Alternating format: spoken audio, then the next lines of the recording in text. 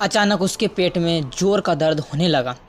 दर्द इतना ज़्यादा था कि उसे बर्दाश्त नहीं हो रहा था। माँ को आवाज़ दी, माँ ने दवाई दे दी, थोड़ा सा आराम मिला, मगर दर्द ख़त्म ना हो यह सिलसिला हो चुका था। कभी कभी तो उल्टियाँ भी होने लगी। सब घर वाले अब उसे शक की नज़र से देखने लगे। उसका पेट बढ़ता जा रहा था, उसके साथ दर्द भी। घर वालों के सवाल जवाब शुरू हो गए। बता, किसके साथ तू मुंह काला करके आई है? किसका पाप अपने पेट में लिए घूम रही है? अपने परिवार की इज्जत उछालते हुए तुझे जरा भी शर्म नहीं आई? तू पैदा होते ही मर क्यों नहीं गई?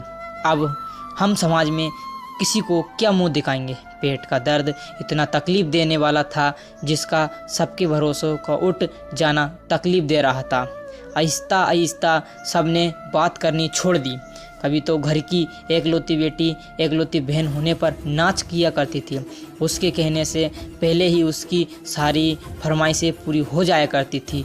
माता पिता के आंखों की ठंडक, भाइयों की जान उसे कभी कोई तकलीफ़ होने नहीं देते थे। बिल्कुल एक राजकुमारी की तरह जीवन चल रहा था। लेकिन आज सब उसके मुंह फेर लेते हैं।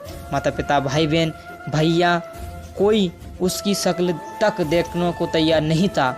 माँ जो उसकी हल्की सी बीमारी पर भी तड़प उठती थी, आज उसकी मौत की प्रार्थनाएं कर रही थी। कसूर शायद किसी का नहीं था, कसूर उस सोच का था जो समाज के हालात को देखकर पैदा हो रही थी। किसी ने उसे अस्पताल ले जाने की अहमियत तक न उठाई कि लोगों को अगर पता चल गया तो क्या मुंह दिखाएंगे। उनको अपनी बच्ची से ज़्यादा इतनी इज्जत प्यारी थी। उसे एक कमरे में बंद कर दिया गया। उसके घर वाले जुल्म करने में इतने आगे बढ़ जाएंगे ये सोचा भी नहीं था।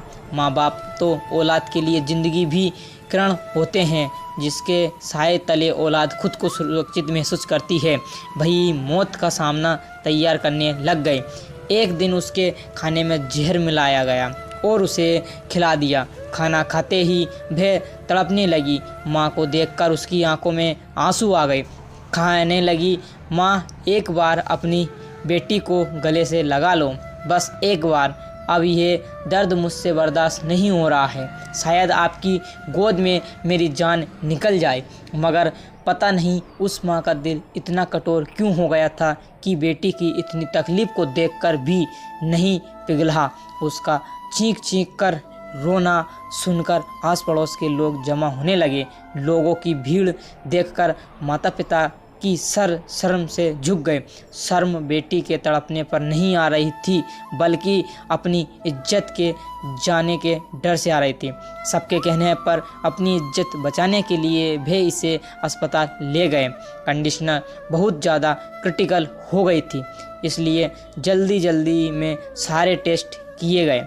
लड़की के माँ बाप कहा है। डॉक्टर ने पूछा, जरा आप मेरे साथ चलिए। डॉक्टर उन्हें अपने केबिन में ले गया। आप लोग देखने में पढ़े लिखे लग रहे हैं, लेकिन आप लोग पढ़े लिखे भी होकर भी जाहिल कैसे हो सकते हैं?